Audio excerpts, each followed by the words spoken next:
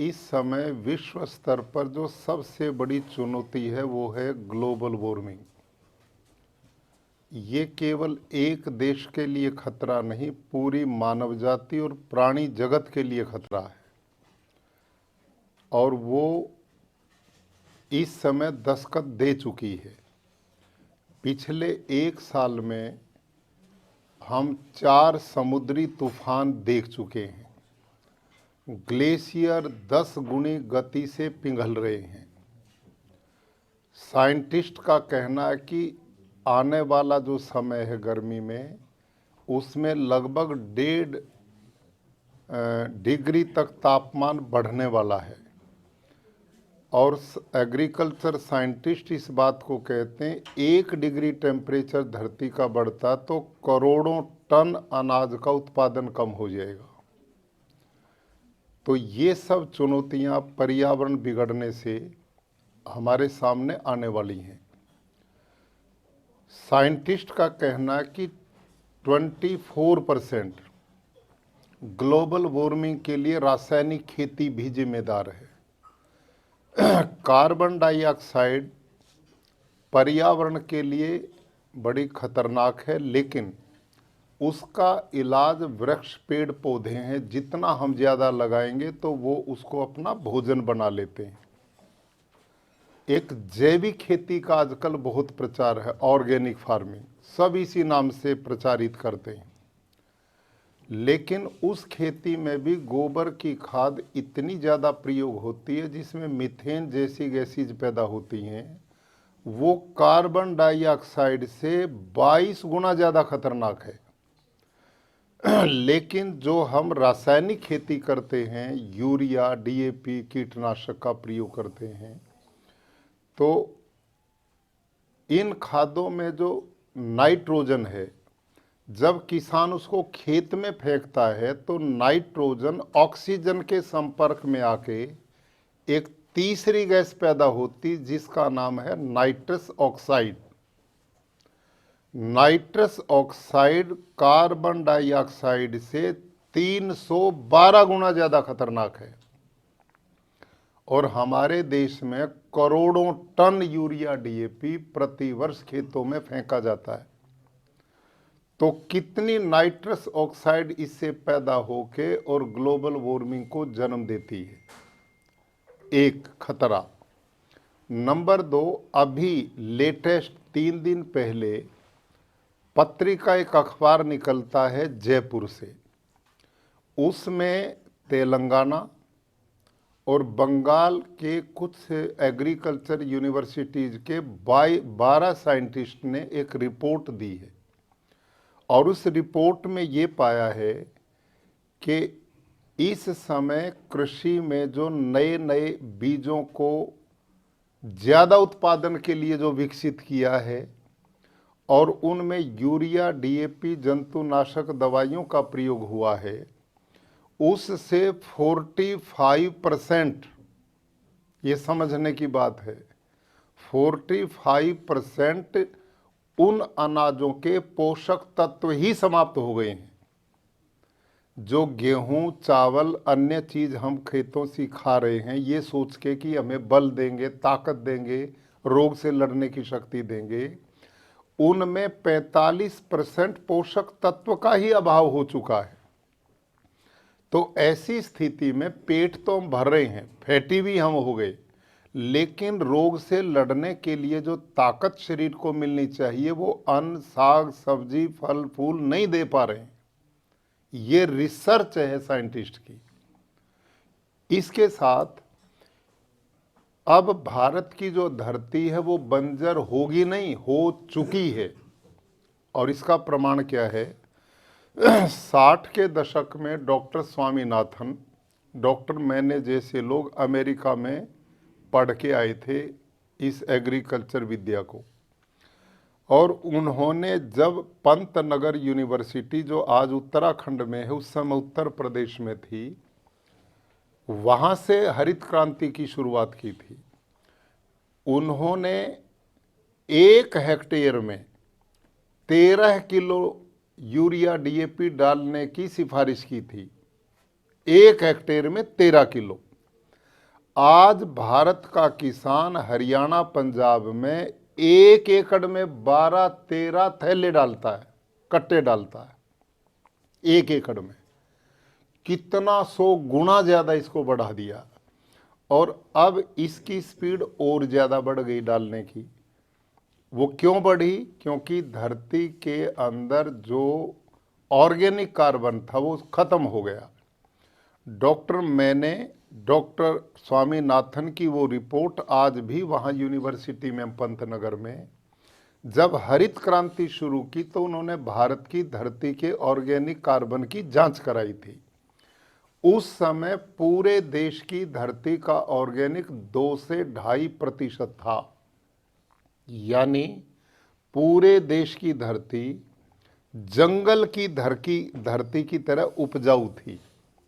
लेकिन अभी पिछले वर्ष की आईसीआर की रिपोर्ट है, पूरे देश की धरती का ऑर्गेनिक कार्बन 0.2, 0.3, 0.45 से नीचे आ गया। और साइंटिस्ट की भाषा में जिस धरती का ऑर्गेनिक कार्बन 0.5 से नीचे है वो बंजर हो चुकी है।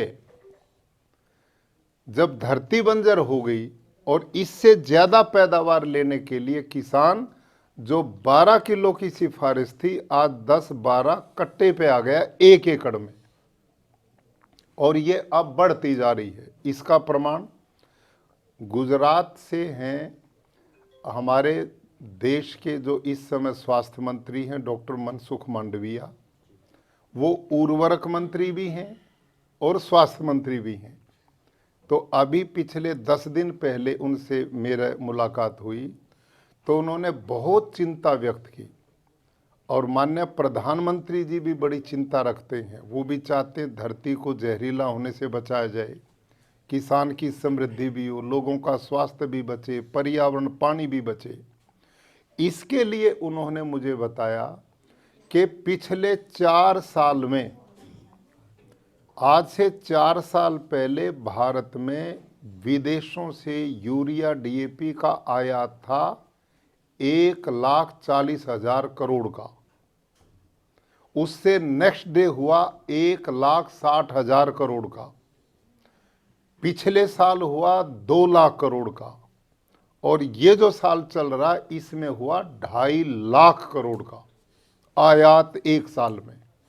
इसका मतलब किसान ने यूरिया डीएपी पहले से ज़्यादा डालना शुरू कर दिया। क्यों डालना शुरू किया? कि धरती बंजर हो चुकी है, वो पैदावार घटने नहीं देना चाहता, वो ज़्यादा से ज़्यादा इसमें यूरिया डीएपी पेस्टिसाइड प्रयोग करता है। ये सारी चीज़ें भोजन में, अन्न में, साग सब्जी में, फलों में, पशुओं के दूध वो भी चारा खाते हैं, पानी में, सब में ये जहर मिल गया। और ये जहर जब आदमी के अंदर जाता है तो डॉक्टर लोग मेरे बराबर में बैठे हैं, डॉक्टर ध्रुव चौधरी जी भी हैं, मान्य डॉक्टर बत्रा साहब हैं, आदित्य जी। अब ये इस सारे सिस्टम के लिए जुड़े हुए हैं लोगों का स्वास्थ्य बनाने के लिए। अब ये बेचारे डॉक्टर लोग भी क्या करेंगे जब हमारा खान पान इतना शुद्ध है। स्लो पॉइजन हर आदमी के जीवन में पानी के रूप में, माँ के दूध में भी यूरिया मिल रहा है, पशुओं के दूध में यूरिया मिल रहा है। तो ये जब अंदर जाएगा, किडनी का तो काम ही यूरिया निकालने का है, हम यूरिया डाल रहे हैं और किडनी से निकलवा रहे हैं तो वो फेल ही होगी, बेचारी क्या करेगी।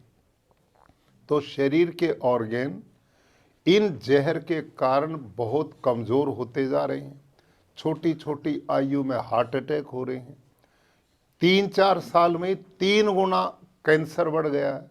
किन्हीं का ब्रेन ट्यूमर, किन्हीं की पेनक्रियाज फेल, किन्हीं की किडनी फेल।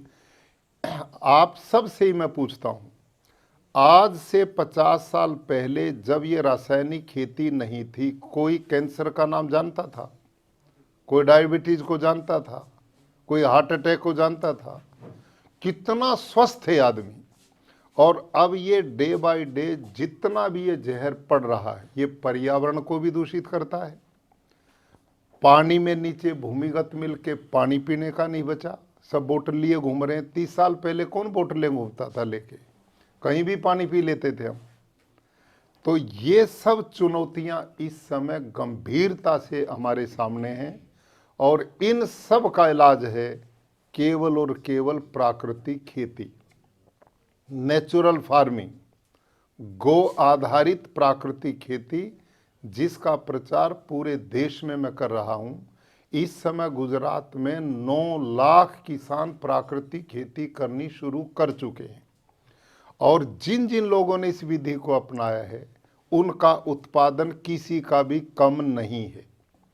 मैं स्वयं गुरुकुल कुरुक्षेत्र के खेतों में प्राकृतिक खेती 200 एकड़ में करवाता हूं। मेरा उत्पादन रासायनिक खेती वालों से ज़्यादा है, और जिन लोगों ने भी किया उनका भी ज़्यादा। हाँ, जो जैविक खेती है, ऑर्गेनिक फार्मिंग है, उसमें उत्पादन कम होता है, लागत भी कम नहीं होती है, मेहनत भी कम नहीं होती है। हमारी खेती ये प्राकृतिक खेती है, ये ऑर्गेनिक फार्मिंग नहीं है। प्राकृतिक खेती क्या है? आप किसी जंगल में जाओ, जंगल में सैकड़ों प्रकार के पेड़ पौधे वनस्पतियां हैं, वहाँ यूरिया कौन देता है? डीएपी कौन देता है? पेस्टिसाइड कौन डालता है? गोबर की खाद कौन देता है? पानी कौन देने जाता है? कोई भी नहीं। और जंगल का पेड़ जब समय आता है फलों से लद जाता है। जंगल के किसी भी पेड़ के पत्ते को आप तोड़ो, प्रयोगशाला में लेके जाओ, उस पर टेस्टिंग कराइए, उसमें एक भी पोषक तत्व की कमी नहीं है। Phosphor, zinc, potash, magnesium, iron, copper, सब कुछ उसमें है। जब जंगल के पेड़ की सारी जरूरतें प्रकृति पूर्ण करती तो मेरे खेत की क्यों नहीं करेगी? जो नियम जंगल में काम करे वही हमारे खेत में काम करे, इसका नाम है प्राकृतिक खेती, नेचुरल फार्मिंग। ये परिस्थिति हम अपने खेत में पैदा करते हैं, और ये प्राकृतिक सिस्टम बनता है एक तो केचुए से, अर्थवर्म से, एक सूक्ष्म जीवाणु से, बैक्टीरिया। और ये हमने रिसर्च किया। इस समय 10 एग्रीकल्चर साइंटिस्ट मेरे साथ काम करते हैं। एक डॉक्टर बलजीत सारन है इस समय एग्रीकल्चर यूनिवर्सिटी हिसार में। एक डॉक्टर हरिओम जी हैं कुरुक्षेत्र में, जिनको 3-4 दिन पहले पद्मश्री से सम्मानित किया गया है। ये वो साइंटिस्ट थे कि जो हमारी इस व्यवस्था के पक्षधर नहीं थे, पर जब उन्होंने मेरे खेत को देखा, मिट्टी मेरी टेस्ट की, खेती बाड़ी को देखा, तो वो सारे मिलके हमारे साथ जुड़ गए और उन्होंने एक्सपेरिमेंट किया है। मैंने गधे का, ऊंट का, घोड़े का, बकरी का, भैंस का, हॉस्टन फ्रीजन गाय, जर्सी, इन सब के गोबर इकट्ठे करके उनको दिए। लेकिन जो देसी गाय है ना, लोकल गाय, साहिवाल, थारपारकर, राठी, गिर, हरियाणवी, ये जो गाय हैं, इनके 1 ग्राम गोबर में 300 से 500 करोड़ तक सूक्ष्म जीवाणु है, 1 ग्राम गोबर में। इससे हमने एक टेक्निक पैदा की है, वो कल्चर है, खाद नहीं है। ये एक कल्चर तैयार किया है जिसका नाम जीवामृत दिया और घन जीवामृत दिया है। ये हम खेत में डालते हैं स्प्रिंकल से, ड्रिप से या खुले पानी में। इसका जीवामृत बनाने का हमारा तरीका, एक 200 लीटर का एक ड्रम ले लेते हैं हम, लगभग 180 लीटर पानी डालते हैं, और गाय जो देसी है वो 24 घंटे में 8 से 10 किलो गोबर, 8 से 10 किलो गोमूत्र देती है, वो ड्रम में छोड़ देते हैं। 1.5 से 2 किलो गुड़, 1.5 से 2 किलो किसी भी दाल का बेसन, और बड़े पेड़ के नीचे की 1 पाव भर मिट्टी। खेत की क्यों नहीं, बड़े पेड़ की क्यों? क्योंकि खेत में किसान ने यूरिया, डीएपी, जहर डाल के सारे जीवाणु मार दिए, वो धरती में है ही कुछ नहीं। पेड़ के नीचे यूरिया, डीएपी नहीं पड़ा तो वहाँ सूक्ष्म जीवाणु का भंडार है, वो उसमें इसलिए डालते हैं। और इनको हम क्लॉकवाइज लकड़ी के डंडे से 5 मिनट सवेरे, 5 मिनट शाम इस ड्रम में इन तीनों चारों चीज़ों को घोलते हैं। 5वें 6ठे दिन 1 एकड़ के लिए इसका कल्चर तैयार हो जाता है। इतना सस्ता, इतने कम समय में कोई खाद नहीं बनता। जैविक में वर्मी कंपोस्ट 1.5 से 2 महीने में तैयार होता है। जैविक का कंपोस्ट वाला जो केचुआ वो भारत का नहीं, विदेश से आयात किया गया है। वो मिट्टी नहीं खाता, केवल गोबर खाता है, हैवी मेटल छोड़ता है। तो वो बहुत लंबा प्रोसीजर है। ये कुल 5 दिन में तैयार होता है 1 एकड़ में। अब इसका विज्ञान क्या, साइंस इसमें क्या है? देसी गाय के 1 ग्राम गोबर में 300 करोड़ से ज्यादा सूक्ष्म जीवाणु हैं। तो 10 किलो गोबर में कितने होंगे? 30 लाख करोड़। और दाल का बेसन क्यों दिया? इनको प्रोटीन दिया है ताकि ये बलवान और स्वस्थ बने बैक्टीरिया। गुड़ क्यों डाला? मल्टीप्लाई होंगे, इनकी संख्या बढ़ेगी। मिट्टी क्यों डाली? उसमें भी सूक्ष्म जीवाणु आपस में, ये जामुन होता ना, पंजाबी में जाग बोलते हैं, कल्चर बनता है। तो ये माइक्रोबायोलॉजी के साइंटिस्ट डॉक्टर बलजीत सारन की रिपोर्ट है कि इस ड्रम में ये सब चीज़ें जब मिलती हैं तो प्रति 20 मिनट में इन सूक्ष्म जीवाणुओं की संख्या डबल होती है, हर 20 मिनट में।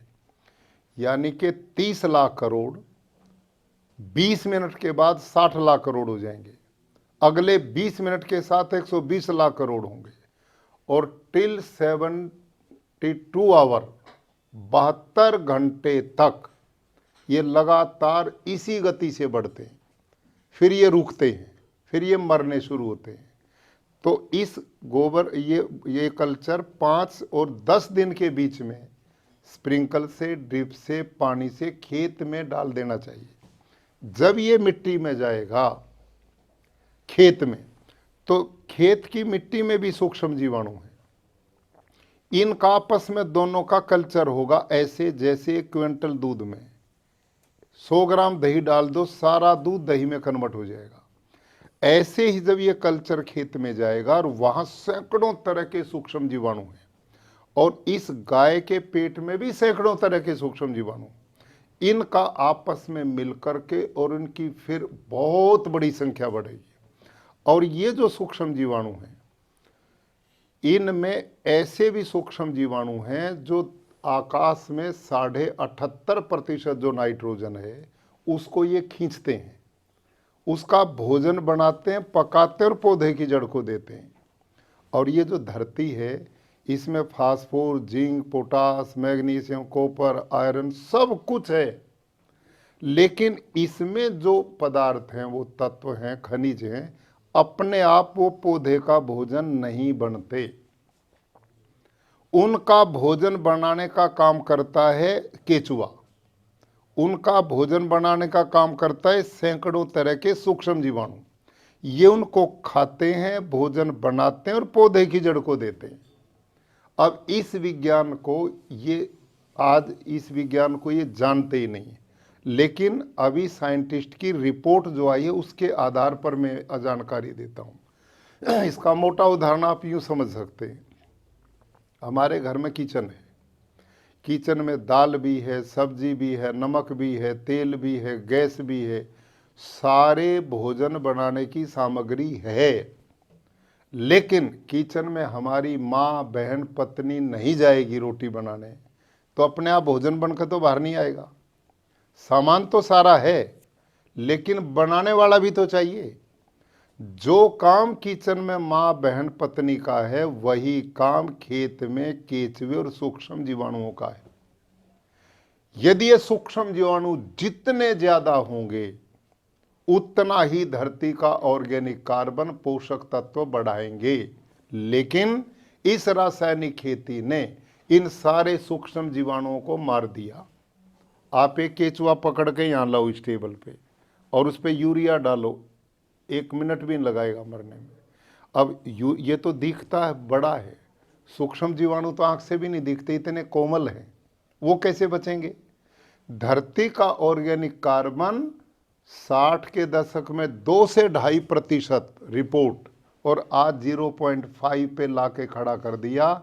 सारे देश की धरती को बंजर बना दिया, पोषक तत्व अन्नों में बचे नहीं, हवा लेने की छोड़ी नहीं, पानी पीने लायक बचा नहीं, धरती माँ जहरीली बना दी, धरती की परत पत्थर बन गई, पानी वो पीती नहीं, वाटर लेवल खत्म, आने वाली पीढ़ियों को पीने का भी पानी नहीं मिलेगा, खेती तो दूर की बात है।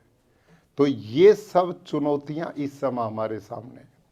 तो हम जो जीवामृत और ऐसे घन जीवामृत बनाते हैं और इसमें आच्छादन की प्रक्रिया इस पद्धति में धरती को मल्चिंग करते हैं, एक समय अनेक तरह के पौधे, मतलब अनेक तरह की फसल, जंगल में जैसे अनेक तरह के पेड़ हैं, हम वहीं पर भिंडी भी उगाते हैं, बैंगन भी उगाते हैं, गोभी भी उगाते हैं, सलजम भी उगाते हैं, गाजर भी उगाते हैं। उसमें सब तरह के पौधे वो एक दूसरे की हेल्प करते हैं और धरती के ऑर्गेनिक कार्बन को बनाए रखते हैं। इससे उत्पादन भी बढ़ेगा और ये सारी समस्याओं का समाधान भी होगा। पूर्ण प्रैक्टिकल है। 9 लाख किसान तो गुजरात में करते हैं, सैकड़ों लोग हरियाणा में भी करते हैं। हमने गुरुकुल कुरुक्षेत्र में इसका ट्रेनिंग सेंटर बनाया है। चौधरी संपूर्ण सिंह जी ने हरियाणा में सबसे पहले इस मुहिम को हमारे यहाँ चलाया था। इसी अपनी यूनिवर्सिटी रोहतक से ही ये अभियान, एक दिन बहुत बड़ा कार्यक्रम किया था राजकुमार जी इन सब लोगों ने, और यहाँ हमने उस मुहिम को गौशालाओं से और यूनिवर्सिटी में एक भव्य आयोजन के साथ शुरू किया था। और अभी पिछले दिनों चौधरी संपूर्ण सिंह जी की इच्छा आई कि हम कुछ गांव को सिलेक्ट करके और इनके किसानों में इसका प्रचार करके इसको और आगे बढ़ाएंगे। अब ये पूरे देश की और दुनिया की जरूरत बन गई है, इसके बिना जीवन की चल पाएगा ये संभव नहीं लगता। और ये सफल इसलिए है कि प्राकृतिक खेती में उत्पादन कम नहीं होता, लागत शून्य के बराबर है। उदाहरण के लिए इस साल मेरे खेत में धान 35 क्विंटल प्रति एकड़ निकला है और रासायनिक वालों में 30 से 32 क्विंटल निकला है। उनका खर्चा 15,000 रुपये एकड़ आया है, मेरा खर्चा 2,000 रुपये एकड़ आया है। उन्होंने पानी 100% यूज किया, मैंने पानी 50% यूज किया। उनका चावल खा के लोगों को कैंसर होगा, मेरा चावल खा के लोग पहलवान बनेंगे। देखिए, भारत सरकार जो है वो पूर्ण गंभीरता के साथ इस विषय को आगे बढ़ा रही है। माननीय प्रधानमंत्री जी ने 2 वर्ष पहले आनंद यूनिवर्सिटी गुजरात से इस कार्यक्रम को लॉन्च किया था पूरे देश के लिए। तो पूरे भारतवर्ष में अब इस दिशा में ये कार्य तेजी से बढ़ रहा है। मैं गोवा गया, महाराष्ट्र गया, आसाम गया, मेघालय गया, उत्तराखंड गया, उत्तर प्रदेश कई बार गया। तो ये सब प्रदेश के मुख्यमंत्रियों ने मेरे को बुलाया और बड़े बड़े कार्यक्रम किए। अब वो सरकारें इस दिशा में, हिमाचल में प्राकृतिक बोर्ड बन गया, हमारे यहाँ प्राकृतिक कृषि बोर्ड गुजरात में बन गया। तो अब ये समय की मांग है और इस दिशा में काम बढ़ रहा है।